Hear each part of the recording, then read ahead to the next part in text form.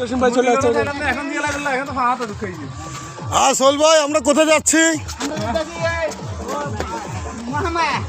মহামারী মানে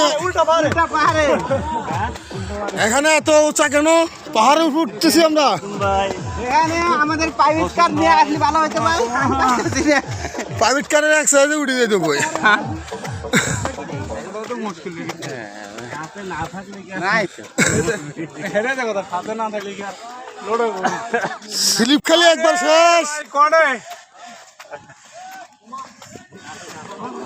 না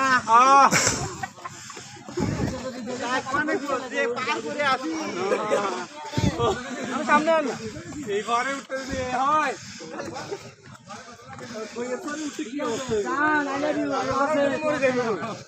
কইয়া সারা তো আরো খারাপ পাশে কইয়া সারা দিলে আরো কষ্ট বেশি